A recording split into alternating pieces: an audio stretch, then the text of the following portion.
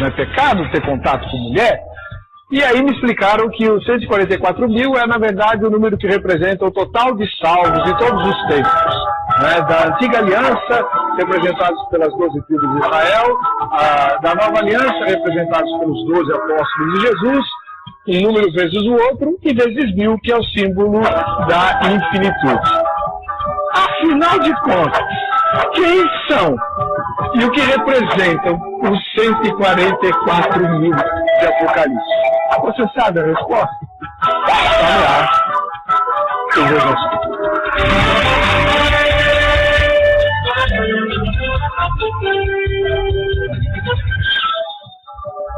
Olá, começa agora o programa Vejam Só, programa de reflexão, entrevistas, debates de todas as noites da semana, transmitido pela Rede Internacional de Televisão para todo o Brasil, ao vivo, né, e para todas as Américas e também para a Europa, para o Norte da África e boa parte da Ásia. E o tema de hoje é instigante, porque mais uma vez é extraído do livro da Revelação do Senhor Jesus Cristo, o livro de Apocalipse, que traduz uma dúvida muito antiga.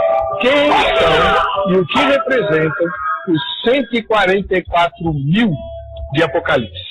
Hoje, como a gente não consegue esgotar assunto nenhum aqui, né? Nós, com a experiência que a gente tem, vai tentar definir apenas um aspecto desse tema. Esse número é literal ou figurado? Porque se você definir pelo menos isso, já ajuda bastante a entender a identidade desses 144 mil. Para discutir o assunto com você, a produção trouxe dois especialistas de peso. Um deles é o pastor Silas Franca Dourado, que é professor de escatologia no IETEB, é diretor do projeto missionário Novo Amanhecer, que é uma casa de recuperação, e é o pastor presidente da Igreja Evangélica Plenitude de Deus. Paz e graça, pastor Silas, como vai? Tudo bem? Paz e graça, pastor.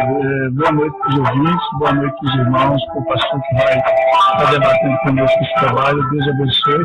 É um prazer poder estar aqui, poder debater mais um tema muito sugestivo. Eu sei que vai nos ajudar muito a pensar essa noite aqui. Obrigado. A igreja que o irmão pastoreia fica? A igreja que nós estamos iniciando um projeto fica no centro de Osasco, perto do Shopping Plaza. O nome da rua é Natanael Tito Salmão, número 250. Nós estamos inaugurando no dia 11 de dezembro. Então vai ser a inauguração 11 e 12 de dezembro, a inauguração da igreja lá. Muito obrigado. Obrigado, pastor. Do outro lado, nós temos o pastor, teólogo e professor de teologia, o irmão Duvaldo Carlos Medeiros, que ele pertenceu à comissão de tradução da Bíblia Nova Versão Internacional, é erudito nos idiomas bíblicos e é integrante da Primeira Igreja Batista da Penha. Paz e graça, pastor Duvaldo, como vai? Paz e graça, é um prazer estar aqui de novo, debatendo esse tema que para muitos pode ser supérfluo, mas se faz parte da revelação, tenho certeza que havia um propósito de Deus para todo o seu povo. Então, se faz parte da revelação, nós devemos estudar e aprender o que Deus quer nos dizer com esse trecho da palavra. É um prazer estar aqui com o irmão Silas, pastor Silas. Vamos procurar contribuir. Esperamos que os telespectadores possam aproveitar essa noite e, como foi dito, nem sempre dá para esgotar, mas aquilo que nós pudermos sugerir e afirmar biblicamente, vamos fazer com todo o prazer. É uma honra estar aqui de novo no programa. Muito obrigado. Nós vamos assistir agora a matéria que a repórter Carla preparou apresentando o tema. Vejam só. Para alguns, o livro do Apocalipse é simbólico, repleto de imagens e dados que não podem ser tomados literalmente. Para outros, corresponde uma realidade dos acontecimentos do fim dos tempos. Por isso, muitos argumentos giram em torno sobre o que seria literal ou figurado em vários textos do livro, a exemplo dos 144 mil que serão salvos. Há muita especulação e falta de clareza sobre quem são 144 mil selados do Apocalipse. O fato é que este grupo será instrumento de um acontecimento mundial em meio à grande tribulação. Apocalipse capítulo 7, conforme diz, 12 tribos que são os filhos de Israel. Então, eu creio que os filhos de Israel já falam tudo, porque no contexto do Antigo Testamento, quando se falava filhos de Israel, se falava do Israel acerca de nação, do Israel descendente de Abraão. Então, baseado também no livro de Daniel, que nós temos muito que compará-lo com o Apocalipse na questão hermenêutica, que tem tudo a ver, na verdade, Deus falando a Daniel, nós vemos claramente Deus ali revelando o futuro acerca da nação de Israel nos últimos dias. O pastor Alexandre Sanches, da Primeira Igreja Batista de Santo André, diz que o total deste número representa a soma de 12 mil homens, de cada uma das tribos de Israel. Não há remanescentes de algumas dessas tribos. E como é que fica a história, então? Olha, nós concordamos com isso. Inclusive, eu tenho um amigo judeu, que ele é pastor batista, e esse amigo meu, que também é pastor batista, ele diz que não há como, nem mesmo o governo de Israel sabe quem são as tribos, não é? Que elas se perderam ao longo da história. Isso nós vemos no próprio texto bíblico, lá quando os judeus do Reino do Norte se misturaram com os samaritanos, etc. Essas coisas do sul e se perderam, não é? Mas ele também crê nesse ponto de vista que eu estou falando, baseado em quê? Na soberania de Deus e na onisciência de Deus. Deus sabe quem são eles, né? Deus sabe quem são os membros das 12 tribos. Não precisamos necessariamente de provas científicas em se tratando de Deus. E isso vai acontecer para Israel verdadeiramente reconhecer Jesus Cristo como Messias, não é? Esse plano de Deus na grande tribulação, que vai culminar com o milênio que nós cremos, os 1000 anos, e que Jesus vai restaurar o tabernáculo caído de Davi, é para os judeus se converterem. O amor de Deus para com essa nação, na qual ele, com muito carinho, há anos atrás, na pessoa de Abraão, elegeu para formar essa nação. Por 1870 anos, os judeus ficaram longe da sua terra, até o ano de 1948, quando as Nações Unidas, com base na Declaração Universal dos Direitos Humanos, outorgou aos judeus o direito da posse de Jerusalém, o que para alguns estudiosos, como Alexandre, foi o marco da retomada dos planos de Deus com o povo judeu. A história está sendo comandada por Deus. Os profetas dizem que os judeus voltariam para a sua terra, e isso aconteceu logo após a Segunda Guerra Mundial, que, no meu ponto de vista, foi um grande sinal de que Jesus está próximo. Não é? A volta de Israel, a grande diáspora que ocorreu lá atrás, há 2000 anos atrás, onde eles ficaram sem terra, ocorreu agora em 1948, quando eles retornaram para a sua terra. Então, nós cremos aí que Deus já começou a tratar com o seu povo Israel, e esse tratamento de salvação, ele vai se culminar na grande tribulação através da pregação dos 144 mil selados. Alguns questionam ainda se os 144 mil estão em um contexto generalizado ou não incluem mulheres. O pastor Alexandre dá a resposta. Deus trata o homem no todo como homem universal. Por exemplo, a queda de Adão, na verdade, simboliza a queda do homem universal, né? Então nós cremos que é o povo judeu, seja ele homem ou mulher, que estarão nesse momento pregando o evangelho, estarão à frente desse trabalho evangelístico nos últimos dias para a salvação de Israel, e todos aqueles também no mundo que não foram arrebatados na grande tribulação também verão o testemunho desses homens, dessas mulheres. Os 144 mil do Apocalipse, homens e mulheres judeus, como afirma o pastor Alexandre, é um número literal ou figurado?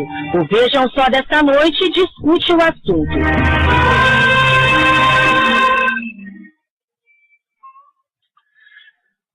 É isso aí.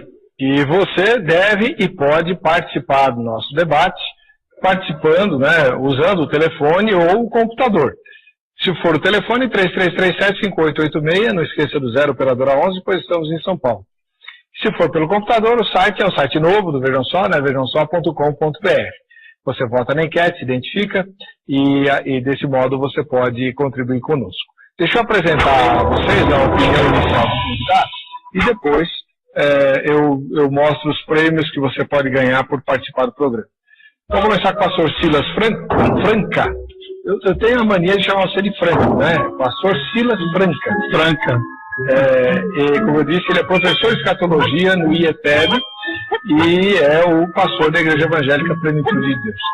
Pastor Silas, os 144 mil são um número simbólico ou é um número literal? Resumindo, a minha visão literal.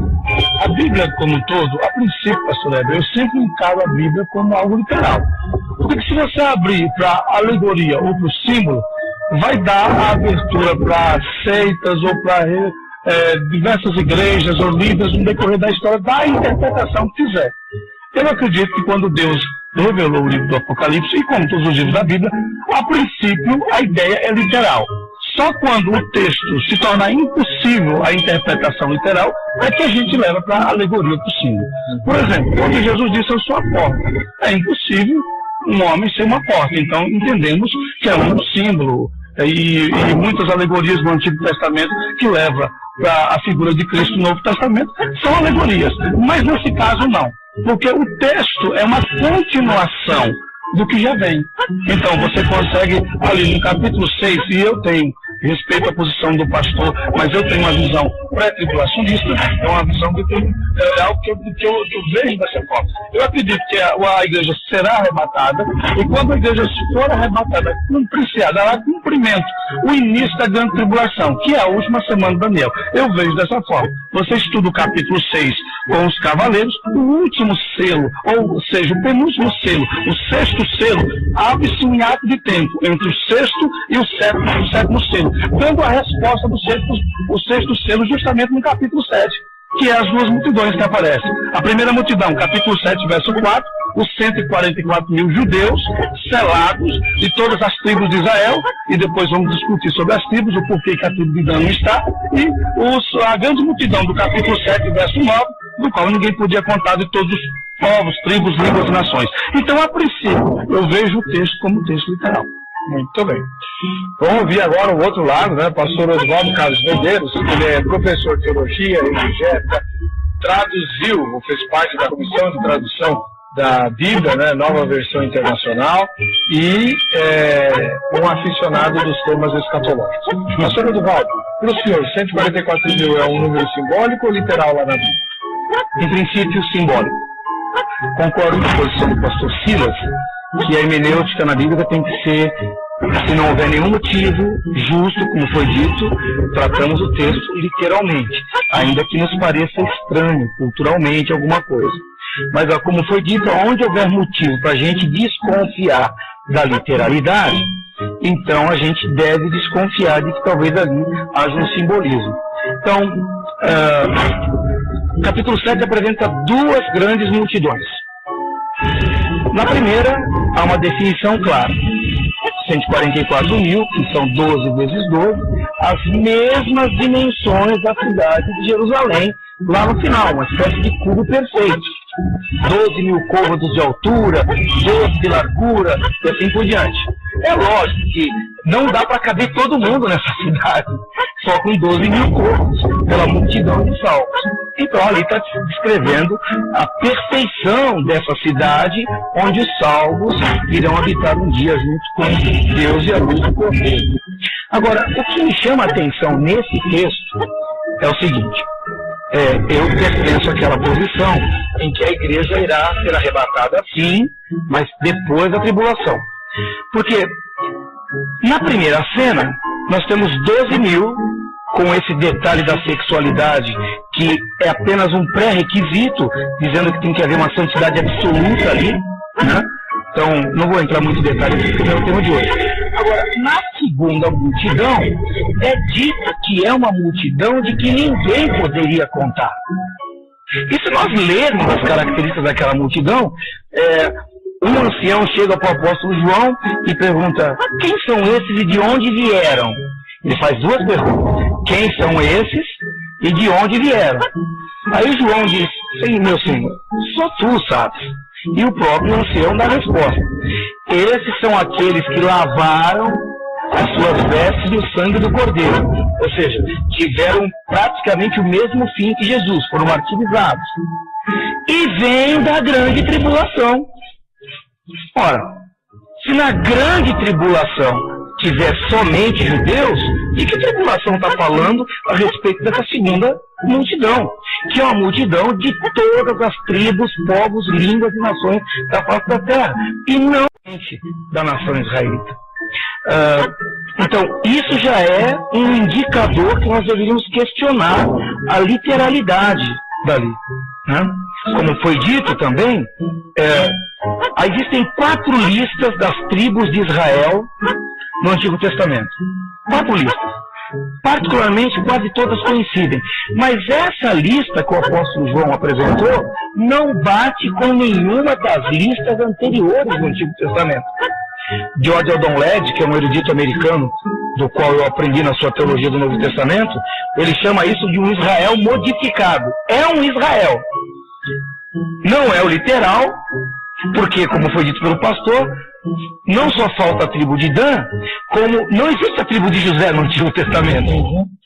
E saiu Dan, entrou José e entrou Manassés, desculpe-me. Então José está sendo contado 2 vezes, porque Manassés é filho de José que nasceu no Egito, sentou no colo de Jacó. Então Manassés é quase sinônimo de um gentil lá, egípcio. Então esse Israel que está sendo descrito no capítulo 7, ele não bate com nenhum dos Israéis que estão descritos no Antigo Testamento. Isso nos leva a desconfiar da literalidade e mais a questão da grande multidão, que vem de todas as partes do mundo e também da grande tribulação. Muito bem, você ouviu a palavra inicial dos 2 professores, bem professorais, como tinham que ser, e a partir de agora a gente vai interagir com eles, e você vai me ajudar a fazer isso, e nós vamos dirimir isso. Ao final do programa, você vai ter farto material para tirar a sua própria conclusão.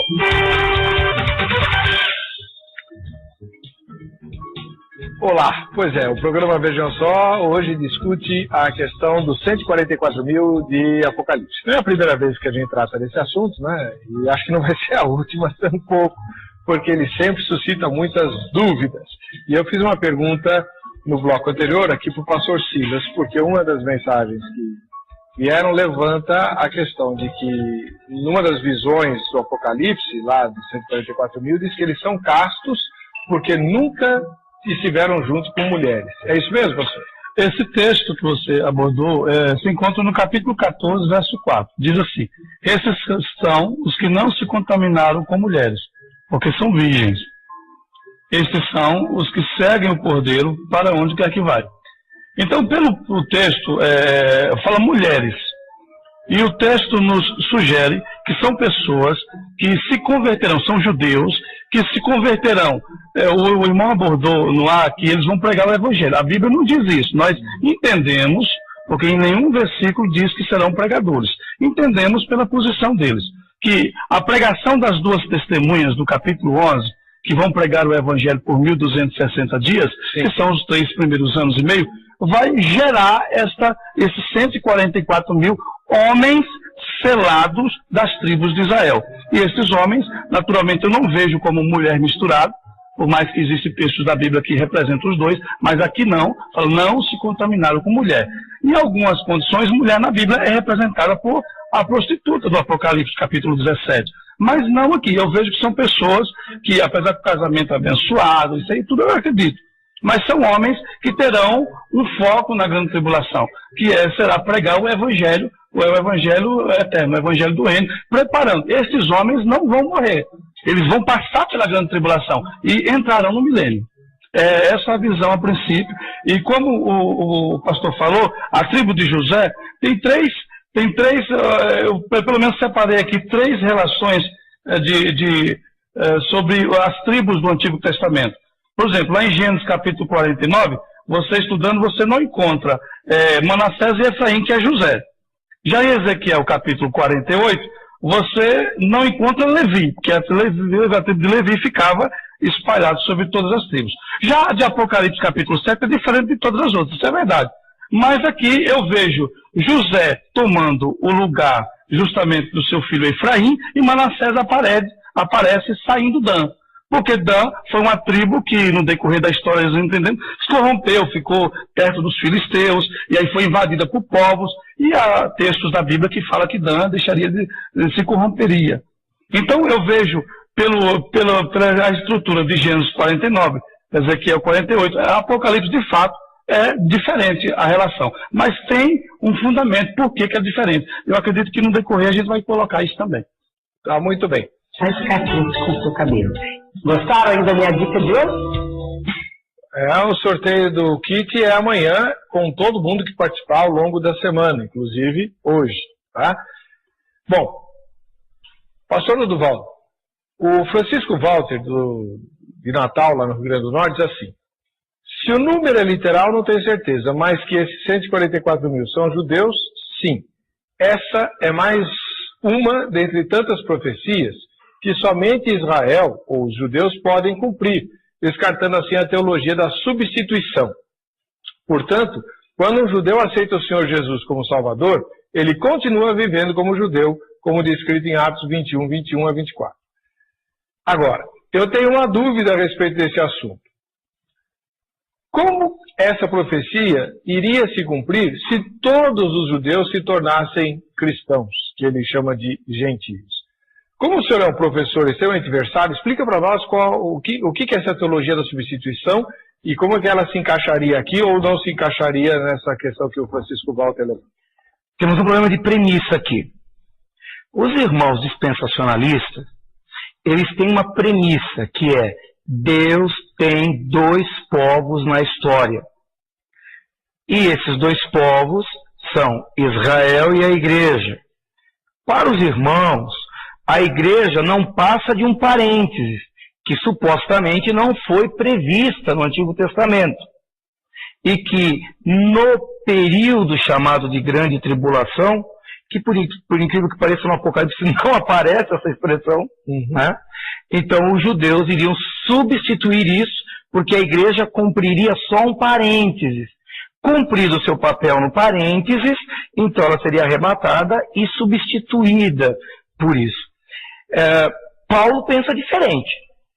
Paulo pensa que Israel é o parênteses.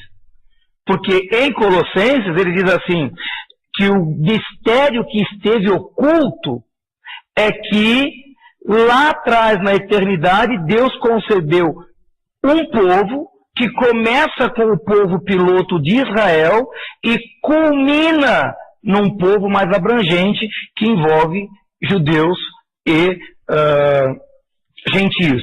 O próprio Isaías disse isso, né? Que Israel, apesar de vocês serem incontáveis enquanto os grãos de areia da praia, somente um remanescente vai ser salvo. Somente um remanescente. E isso fica mais claro ainda no texto grego, que não é quem nasce em Israel que é descendente de Abraão.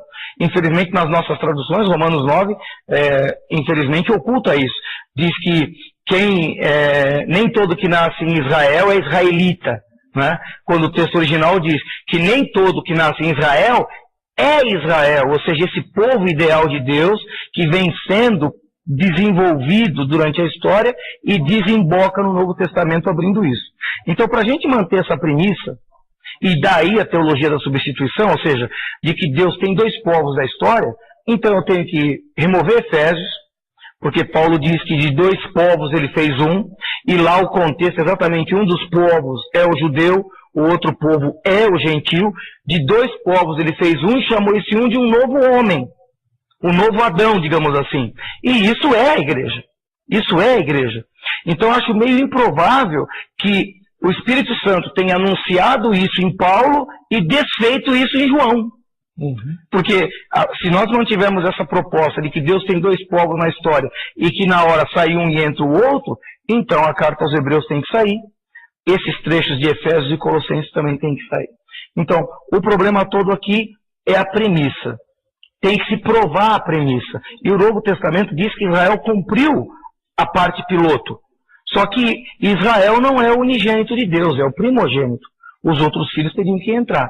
Tá? Então, olhando de maneira geral, Israel é um cano de pouca vazão, mas quando desemboca no Novo Testamento, aí a coisa fica um pouco mais abrangente. Tá? Então eu acho improvável. Agora, quanto ao que foi dito, eu acho isso importante. Lá no capítulo 11, de fato, lá é Israel. Os dois profetas que são enviados a Israel cumprem Romanos. Porque Paulo diz lá em Romanos que ainda falta uma geração de judeus reconhecer isso. E é o único local no Apocalipse quando um flagelo de Deus se abate sobre a terra e os homens dão glória a Deus. Nos outros, vem sempre o mesmo refrão. E mesmo assim, os homens não se converteram dos seus maus caminhos, dos seus ídolos e coisa assim. Agora, quando ocorre dessas duas testemunhas, que são descritas como os heróis do Antigo Testamento, Moisés e Elias, um pode fazer abrir o céu, chover e tudo mais, o outro pode fazer descer fogo à terra. Então, os dois profetas que serão enviados lá, eu até admito que possam ser judeus. Até admito. Né? E, inclusive, Israel vai ser salvo ali, naquele ponto. Há uma posição que acha que aqui são a salvação de Israel, no capítulo 7, que lá é ampliada. Tá? Então, novamente, só é possível manter que os 144 mil são judeus se a gente mantiver a premissa que Deus tem dois povos na terra. Mas isso é impossível pelo Novo Testamento. Como é que o senhor vê isso, pastor Ciro? Eu vejo que o pastor, com muita propriedade, ele falou são dois que desembocam em um. Em Cristo, se transforma em um só povo, em Jesus. Mas, quando se estuda a história da Bíblia, você percebe que no Antigo Testamento, por exemplo, o judeu era salvo mediante a expiação. Havia a liturgia, o judaísmo, todo um processo para salvação. O Novo Testamento em Cristo muda tudo. E o judeu que se converte e aceita Jesus, se tornando ali a seita do Nazareno, como é chamado, como se fosse o judaísmo, havia muitas seitas. E aí, quando nasce a igreja, eles achavam até que era uma seita do judaísmo, dizendo seita do Nazareno, dos nazarenos, ou seguidores do caminho, que Jesus ia dizendo o caminho, a verdade e a vida. Nesse ponto de vista, existem dois povos. Não, um povo é um só, da eternidade, mas há formas de trabalho diferentes. O judeu, que no Novo Testamento se converte a Cristo, esse faz parte da igreja. A igreja do Novo Testamento havia judeus e gentios. Sim. E no decorrer da história, a questão judaica dos judeus foi diminuindo e os gentios foram crescendo mais. Nesse ponto de vista, eu vejo sim dois povos. Não uma diferença para a eternidade, porque na eternidade será um só povo, mas uma forma de Deus trabalhar diferente na história. Deixa eu fazer uma pergunta para o senhor. Numa das coisas vocês dois concordam. Aliás, acho que todos concordam. A Bíblia fala de um grupo de judeus que se converterá no fim. Romanos 9 é bem explícito em relação a isso. Romanos 11. Agora, podemos afirmar que os judeus que vão se converter são só esses 144 claro mil? Que não. No capítulo de número 7 e verso 9, pastor Ebo, o texto é muito claro. Depois dessas coisas, eu vi uma grande multidão de todos os povos, tribos, línguas e nações. Sim. E aí, encaixa os judeus também. Os judeus que se converterem serão 144 mil. Os judeus que serão separados, selados, serão 144 mil. Podem ser mais de 144 mil judeus? Os judeus, nesse texto do capítulo 7, verso 4, são 144 mil. O texto é claro. Então. E quem está falando isso aqui é o próprio Espírito de Deus. Agora, outros judeus entrarão nessa outra multidão. Do capítulo 7, verso 9. Uma vez que essa outra multidão não são como esses judeus. Não fala que essa multidão foi selada. Esses judeus foram selados para a terra. A multidão morreram e foram para o céu. Estão chegando no céu. São dois textos diferentes. Um foi martirizado, o outro não. O do capítulo 7, verso 4, atravessa a grande tribulação. O exemplo disso que eles aparecem no capítulo 14, no final da Mas aí que está, pastor. E até peço ao irmão Oduvaldo que me corrija se eu estiver errado.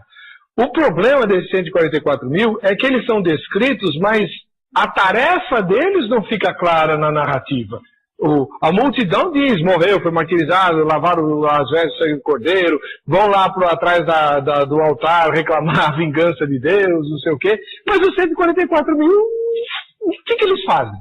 Capítulo 14, versículo de número 1 em diante. E olhei, e eis que estava o cordeiro sobre o monte Sião. E com ele 144 mil, e em suas testas tinham escrito o nome dele e de seu pai, o Senhor. E ouvi a voz do céu e a voz de muitas águas, como a voz de grande trovão, e uma voz de arpista que tocava sua harpa, e cantava um novo canto diante de A única coisa que é dito que eles fazem é isso, que eles têm um cântico que só eles aprenderam, não é isso? Um cântico que só eles conhecem. O resto é tudo negativo. Eles nunca se contaminaram com mulheres, que é uma questão difícil, que a gente já tentou debater aqui. Por que mulher contamina, né? Tem até um e-mail aqui, que é do Reinaldo Cardoso, lá de Belém do Pará, e ele diz que essas mulheres significam igrejas. Esses 144 mil, na verdade, são sacerdotes, né, que vão estar juntamente com o Senhor Jesus. Ó, eu vou ler aqui o e-mail dele para não torcer as palavras do irmão, né? Tá aqui, ó.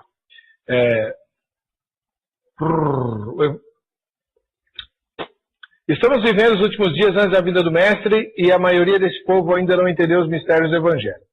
O livro do Apocalipse é uma revelação para os 144 mil. Então o Apocalipse foi escrito só para eles. 2. Os 144 mil, em sua maioria, são gentios enxertados na oliveira verdadeira. Nasceram judeus espirituais. Jesus não pregou para gentios. 3. Os 144 mil são a noiva do Cordeiro dos últimos dias. 4. Eles vêm de todas as nações, vão direto para o santuário. Apocalipse 3, 12 e 7, 15, Isaías 61, 6 e 6. 5. Eles são o povo eleito, escolhidos, predestinados à salvação. Eles comporão o santuário de Deus que vai descer do céu para a nova terra, ou seja, a cidade santa. Não deu ainda para entender que os 144 mil serão sacerdotes? Esses são os santos que com certeza vencerão a besta. Não se macularam com mulheres porque são castos. Em Apocalipse, mulheres significa igreja. E aí fala da Babilônia. Babilônia é uma coisa, igreja são outra e mulher é outra. Ou estou errado? Há uma ilustração do capítulo 17 de a mulher vestida de besta escalada sentada e é representada pela igreja apostata. E nós sabemos também que há muitas representações do Antigo Testamento de mulher prostituta falando de Israel. Mas nesse texto não. Eu vejo mulher no sentido que esses homens serão pessoas separadas, no entanto vão ser seladas por anjos. Imagine, 4 anjos nos quatro pontos cardeais, que a terra não é quadrada, sabemos isso. E aí sobe um anjo e fala, não faça nada até que seja selado o sangue de Deus. Tem que ser 12 mil de cada tribo, não pode ser um número quebrado? Até poderia, pastor, mas nesse caso não é. Porque se você observa, existem no livro do Apocalipse muitos símbolos. Então, esse não pode ser um símbolo? Muitos símbolos, eu vou chegar lá. Existem muitos símbolos, existem números. Como quando se fala de 200 milhões do exército, por exemplo, que vem do Oriente. Isso. Na época que João escreveu um texto como esse, era um absurdo esse negócio. E continua sendo. Então, mas se você for observar hoje a questão, por exemplo, da China, é um exército fabuloso. É o único país que pode ter um exército desse. Então, há uma possibilidade. Claro. Mas na época de João não era. Porque o mundo, pelo menos na época de João, tinha mais ou menos 250 milhões. É verdade. Na época de Paulo, um pouquinho mais na época de João. Então, aqui eu vejo, quando Deus quis colocar um número, e nesse caso ele colocou a quantidade de pessoas que ele queria. Quando ele não quis revelar, ele fez muito bem, como fez no verso 9 do capítulo 7. Uma grande multidão de qual ninguém podia contar, já mostrando as diversas pessoas que vão se converter mediante a pregação das 2 testemunhas, e creio eu, o texto aqui não fala que serão pregadores. Mas essas pessoas, por uma questão lógica, não vão ser seladas para não fazer nada. Então, essa grande multidão de todos os povos, tribos, línguas e nações, inclusive de Israel, serão pessoas convertidas na grande tribulação pela pregação desses homens. Tá. Bom, se não me engano, o pastor Oduvaldo foi o professor do irmão lá de Santo André, o pastor Sanches, Alexandre, né? Que deu a entrevista. Então, ele vai revelar agora para a nossa repórter como ele entende a questão dos 144 mil. Eu queria que você comentasse. Vamos lá. Nós entendemos que o texto é literal, não tem como ser um texto simbólico. E esses 144 mil, nós entendemos que eles estarão na terra na grande tribulação, logo após o arrebatamento da igreja, né? Que se dará no período que Deus ele estabeleceu pela sua soberania. O texto diz claramente, e não nos dá abertura para uma simbologia. O texto diz que são 144 mil selados das 12 tribos de Israel, 12 mil de cada tribo, e o texto encerra dizendo que são os filhos de Israel. Não está relacionado à igreja. Se você for um pouco antes, quando Jesus ele se revela a João em Pátimos, Jesus manda João escrever 7 cartas para 7 igrejas, que estavam na Ásia Menor, na Turquia, ou seja, não tem nada a ver com Israel. São 7 igrejas de pessoas de outras raças, que estavam ali fixadas como igrejas locais na atual Turquia. Então ali não se fala de Israel. Agora, já nesse texto, são os filhos de Israel. Então eu acho interessante Apocalipse, quando Apocalipse fala de igreja, igreja. Israel, Israel. Hoje a aula tá boa, hein? O assunto é quente, eu tenho certeza que nós vamos tratar dele várias outras vezes aqui no programa, né? E você deve aproveitar a oportunidade que tem para tirar suas dúvidas. Por exemplo, essa opinião que você acabou de ouvir do pastor Sanches diverge do mestre dele que está sentado aqui no nosso estúdio, né? Que é o pastor Oduvaldo. Ou ele convenceu o senhor, pastor? Então, eu tive o prazer de ter o pastor Sanches como meu aluno, mas eu não tive oportunidade de lecionar exegese de Apocalipse na faculdade. Então ele talvez não saiba a minha posição, vai saber agora, né? Bom, a minha dificuldade com a posição pré-tribulacionista é que ela argumenta várias coisas no escuro. Por exemplo, fala-se que a igreja vai ser arrebatada. Mostra o texto no Apocalipse onde a igreja sai. Não existe tal texto. O capítulo 4, que é onde os irmãos querem localizar o arrebatamento da igreja, João vê uma abertura no céu, a voz que falou com ele no capítulo 1 diz, sobe aqui, e os irmãos fazem João se transformar na igreja. Os irmãos que primam pela literalidade do texto. Irônico, né? João é João. Não, mas João não é a igreja. Não é, então. Mas para os irmãos pré-tribulacionistas, ali é a saída da igreja da terra. Não existe como tirar a igreja da terra no Apocalipse. Mas uma coisa interessante, pastor, você fala que a igreja não sai, mas também não está. Está. Porque só aparece no capítulo 19. Não, porque as 7 igrejas que... Não, isso aí é antes. Não, vamos dizer assim. O esquema melhor para ler o Apocalipse é capítulo 1, verso 19. Escreve as coisas que você viu, a imagem ou a visão de Jesus glorificado. Certo. As que são o estado atual das igrejas. E as que ainda vão acontecer, de capítulo 7 para frente. A igreja está... Com certeza, porque no Apocalipse tem 2 mulheres. Uma das mulheres é aquela mulher que está sentada na besta, cuja cabeça tem os mesmos chifres que vão se revelar no capítulo 13. O anticristo, o falso profeta e Satanás, que está regendo a tríade satânica. E tem uma outra mulher que dá a luz ao Messias e o filho é arrebatado direto para o trono, fala-se rapidamente da ascensão do Senhor, e aquela mulher é a igreja, o povo especial de Deus. E como eles não conseguiram fazer nada com o filho da mulher, então vão se voltar contra os filhos da mulher. Que é uma maneira, é um hebraísmo de dizer, né? Que são aqueles que participam da mesma natureza da mulher. Então aquela mulher não é similar àquela que está sentada à besta. Ela é oposta. E só tem uma interpretação para aquela mulher em qualquer exegese. Aquela mulher é o povo de Deus. E o povo de Deus na terra agora é chamado de igreja, antes da vinda de Cristo é chamado de Israel. Mas é o povo de Deus que gerou o Messias. Essa que é a ideia. Então fica difícil, porque na posição tribulacionista, por exemplo, eles não conseguem explicar 2 Tessalonicenses capítulo 2. Sobre aquele dia, Paulo falando do arrebatamento da igreja, nada disso vai acontecer sem que antes venha o anticristo. Então, 2 Tessalonicenses capítulo 2, versos de 1 a 12, diz que a igreja não sai antes do anticristo. Daí tem aparecido a posição midi-tribulacionista, ou seja, a igreja fica 3 anos e meio na tribulação e os outros 3 anos e meio no céu. Então, eu acho meio difícil sustentar, primeiro, um arrebatamento da igreja no Apocalipse. Não existe tal texto. Exegeticamente, não existe. Acho difícil sustentar que haverá esse arrebatamento em face de 2 Tessalonicenses. E o que é pior, Para que exortar a igreja a ser fiel, a perseverar até a morte, se na hora que a coisa pegar ela não vai estar aqui? Tem gente que chega a dizer que as cartas de 1ª e 2ª Tessalonicenses foram escritas para Israel, e não para a igreja. Mas lá o epígrafe está claro, à igreja de Deus que está em Tessalônica. Para que ficar exortando a igreja a manter fidelidade, a perseverar, a não negar até a morte, se no dia que a coisa pegar eles não vão estar mais aqui? Vão ter sido arrebatados. O pastor Silas responde já, quando a gente voltar do intervalo do Vejam Só.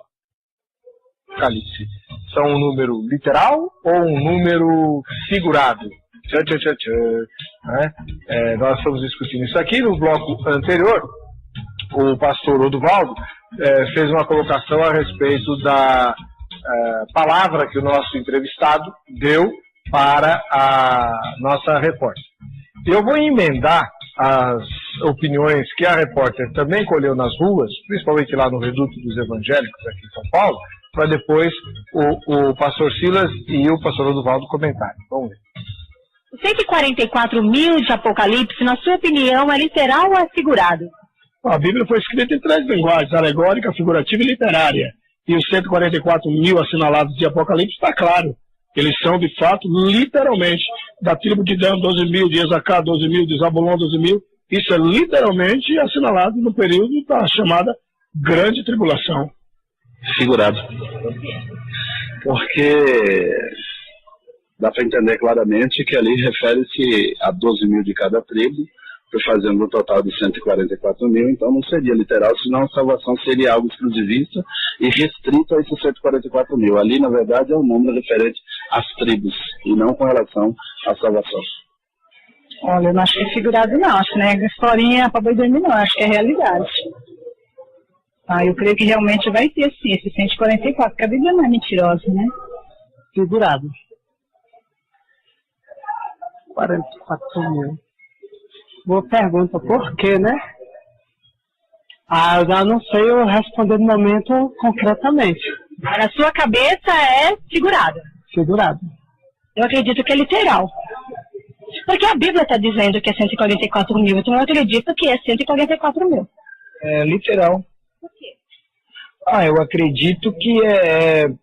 Por que é literal? Porque é os 144 mil que vão ser salvos, né? Mas no sentido literário, que já tá definido esse 144 mil. Então eu acredito que é literal, por isso. Uau, mas 144 mil só salvos é muito pouco salvo, né? Será que o céu é tão pequeno assim? Menor do que o Maracanã. Pois é. Já pensou? Não, brinca não. Agora, o que eu acho engraçado, antes do pastor Silas falar, pastor, olha só. Eu acho interessante as pessoas falando, não, é claro que é literal. O outro diz assim, mas tá explícito que é figurado. Você pode ter a opinião que você quiser, mas não venha dizer que é claro o que está explícito, porque isso não é verdade. Olha só, o reverendo Samuel Labanca, de Arapoti, no Paraná, ele é pastor jubilado da Igreja Presbiteriana do Brasil. Ele diz assim, não tenho dúvidas que o número é figurado. Para argumentar sobre essa afirmativa, vou historiá-la. O 3 é o número do céu.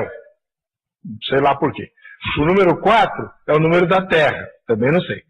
Multiplicados um pelo outro, temos 12. As 12 tribos de Israel. E multiplicados por 12 é o número dos apóstolos, que dá 144. Que elevado a milhar, símbolo da eternidade, temos simbolicamente o número dos redimidos de Israel. 12 mil de cada tribo. Nós cristãos, que não somos judeus, não estamos nesse grupo. Pertencemos à multidão dos remidos que estão diante do trono, conforme o capítulo 9. Então, o que o reverendo Samuel está colocando é mais uma interpretação. Esses 144 mil é um número simbólico, mas que representam os judeus salvos, que não são só 144 mil, mas são os judeus salvos, e não os outros das outras posições. Enfim, se é uma coisa que não está clara, é isso. Pastor Silas. Antes de comentar sobre a mulher vestida de sol e sobre os 144 mil como um número total, eu gostaria só que os irmãos tivessem cuidado, irmãos. Eu percebo que os irmãos às vezes falam assim, é claro, mas por mais que você defenda a posição literal ou alegórica, você tem que ter argumento, né, pastor? Tem que ter pelo menos um pouco de conhecimento da Bíblia. No capítulo 4, verso 6 do livro de Oséias, diz que o povo seria destruído porque estava lhe faltando conhecimento. E aquela geração de Oséias foi destruída depois. O que eu vejo hoje é muitos irmãos, às vezes ficam anos na igreja e por mais que se defendam, como eu e o reverendo aqui, cada um defende uma ideia, mas a gente tem uma linha de raciocínio e estuda sobre isso. A maioria dos crentes não fazem isso. E eu deixo um conselho para os irmãos, em nome de Jesus, os irmãos se preocupar mais, gastar um pouquinho mais de tempo na leitura. A gente gasta muito mais tempo com coisa que não... dedicar pelo menos uns 30 minutos por dia ao estudo, né, pastor? Ou ir para uma escola dominical, ter o cuidado de, se for possível, fazer um curso, porque isso vai ajudar os irmãos demais. Em relação ao que o pastor falou, pastor, o senhor Duval, o pastor Duval falou, eu acredito, eu vejo assim, algumas coisas que ele falou, eu até concordo, mas em relação à mulher, como igreja, eu não vejo de forma alguma. Quem é a mulher? A mulher está, quando você lê Gênesis capítulo 37, você vai ver que José teve um sonho, que o sol, a lua e 11 estrelas se curvavam diante dele. E depois você vê no Apocalipse uma mesma figura, uma mulher vestida de sol com a lua debaixo dos pés, uma coroa não com 11, mas com 12, porque o próprio José estava inserido. Então, essa mulher, e do qual viria o Messias, é Israel. Israel na grande tribulação. Israel, que será um remanescente. Este texto do capítulo 7, verso 4, é muito claro no sentido de que está falando para Israel. O que diz o texto? O texto está falando de cada tribo, 12 mil da tribo tal. Está falando de Israel. Mas aqui não está pegando Israel de todos os tempos. Primeiro, porque o livro do Apocalipse, na visão, eu acredito assim, na visão futurística, eu acredito que o livro do Apocalipse cumpriu-se, como o pastor colocou com muita propriedade, capítulo 1, verso 19, o Espírito Santo divide o livro do Apocalipse em 3 etapas. Eu acredito que ele estava nos ensinando a interpretá-lo. As coisas vistas, capítulo 1, as que são capítulo 2 e 3, as coisas que estavam acontecendo, a carta às 7 igrejas, e as que depois futuro, hão de acontecer, que poderia ser um futuro de 100 anos, mas era no futuro. Então não seria ali de forma alguma, uma vez que João já estava no final do 1º século, não seria a igreja de João. Então, no decorrer da história, num processo, como nós temos visão depois do arrebatamento, esses 144 mil, na grande tribulação, mediante a última semana de Daniel, do capítulo 9, verso 27, e em comparação com Apocalipse, capítulo 11, verso 3, que as duas testemunhas vão pregar por 1.260 dias, correspondendo a 3 anos e meio, que vão justamente chegar a esse número. São judeus que se converterão na grande tribulação, judeus que serão selados na grande tribulação. Não serão só 144 mil judeus, estes serão selados. Mas outros judeus serão alcançados, que entra no capítulo 9, no capítulo 7, verso 9, na grande multidão, fazendo parte de um todo. E isto é apenas as pessoas que serão salvas na grande tribulação. Quem são esses de onde vêm? Esses são os matos que vêm de grande tribulação, que lavaram as suas vestes no sangue do Cordeiro. Capítulo 12. Sabe o que eu acho estranho? Comparado com a igreja, eu não vejo de forma alguma desse tipo. Então, mas o que eu acho estranho é o seguinte: por que só os judeus têm que sofrer? Né? O crente é exortado, como disse o pastor Oduvaldo, a permanecer fiel até a morte. No sermão profético ele fala com os discípulos de Jesus: olha, vai ser difícil, mas quem perseverar até o fim vai ser salvo e tal. Mas os crentes vão ser arrebatados antes de começar os problemas, porque só Israel tem que sofrer. Jeremias, no capítulo 30, verso 7, fala que vai ser um tempo de angústia do qual nunca houve desde que houve nação. Aí nós chegamos no capítulo 13, verso 8 em diante, da igreja de Filadélfia. Ao que vencer e guardar a minha palavra, guardarei da hora de tentação que há de vir sobre todo o mundo. Aí você pega o capítulo 6 em diante. Você chega no 5º selo do capítulo 6, ou melhor, o 6º selo do capítulo 6, você vai ver que o sol, a lua, os elementos vão se abalar. Terremotos terríveis, situações que vai sacudir o céu. O sol se tornar em sangue, a lua, que as estrelas vão cair do firmamento. A igreja viver esse período de grande tribulação, então livrar do quê? E de quê? Se a igreja vai passar grande tribulação. Eu acredito que pela obediência vamos passar por tribulações. Mas não por grande tribulação, porque esse período, esse processo de 7 anos, do capítulo 6 ao capítulo 18 do Apocalipse, vai ser um tempo tão terrível do qual nunca houve. E Jesus ensinando no capítulo 24 de Mateus, que é chamado Apocalipse dos Evangelhos, ele nos ensina. Vai ser um período do qual nunca houve determinação. Mas por que Jesus insistiu tanto para que nós nos preparássemos para esse tempo, se nós não estaremos aqui? Jesus disse para nós nos prepararmos para esse tempo, e Jesus, a princípio, nós discutimos isso naquela outra vez, Jesus estava pregando para judeus, só tinha judeus ali, ele estava falando para discípulos. O judeu convertido não faz parte da igreja? Mas a igreja... O judeu convertido hoje, o judeu hoje, que aceita Jesus como Salvador, ele vai ser arrebatado ou ele vai ficar? Tá, pastor Lébio. A igreja só iniciou no dia de Pentecostes. Passou 50 dias. Tudo bem. 10 anos depois entrou o primeiro gentil na igreja, o Cornélio. 10 anos depois. Mas não faz diferença. Responde para mim. Se o arrebatamento for daqui 10 minutos, os judeus convertidos vão subir ou vão ficar? Claro que vão subir, faz parte da igreja. Então Jesus estava falando com a igreja. Jesus estava falando, o texto de Mateus 24, Jesus estava falando para judeu. Pastor Oduvaldo, é verdade? Vamos por partes. Olha,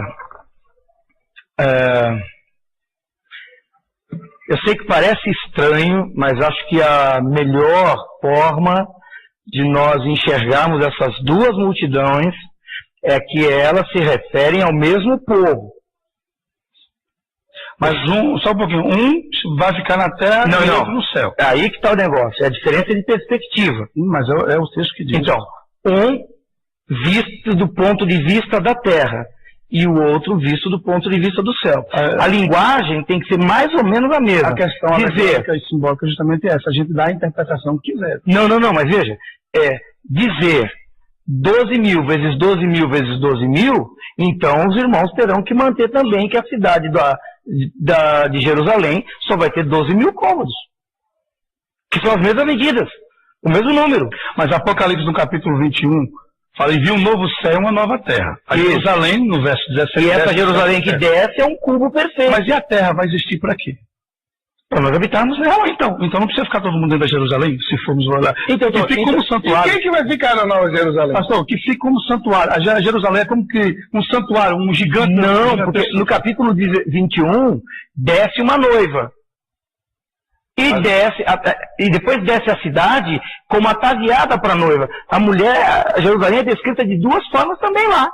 É descrita como uma mulher que desce para o seu noivo ataviada e também é descrita como uma cidade, que é um templo, pode até ser, tudo bem. Mas o problema todo aqui é que não tem como... Então deixa eu ver, eu queria que o senhor explicasse melhor essas duas perspectivas, do céu e da terra, da multidão. Isso. Novamente, a gente tem que dar o crédito da interpretação. Essa interpretação é uma interpretação clássica.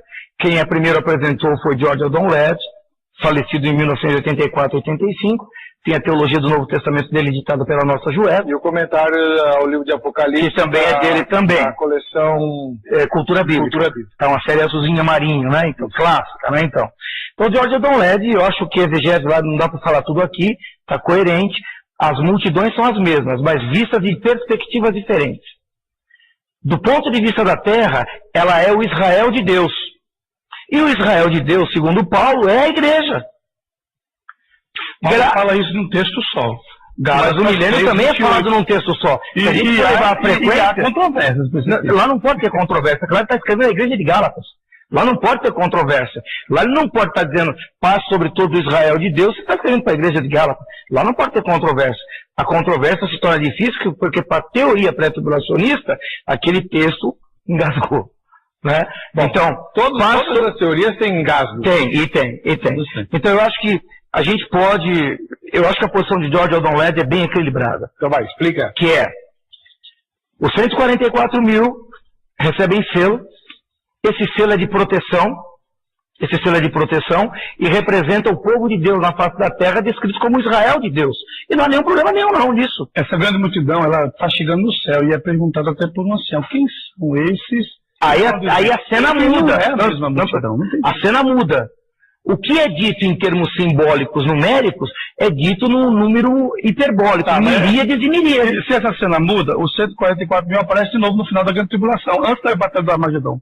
antes de falar da Batalha da Magedon, aparece os 144 mil. Nova... também não aparece a grande multidão. Então, agora espera um pouquinho. Porque ela chegar no céu já. Então, veja só. São duas coisas diferentes. Então, veja só. Deixa eu retomar o pensamento. E você vê no capítulo 19 já uma multidão descendo com Jesus. Um exército do céu seguia.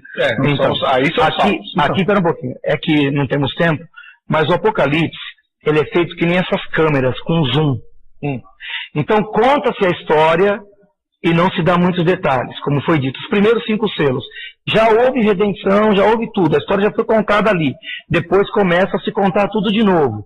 A gente começa a perceber a relação que existe entre os selos, as trombetas e as taças.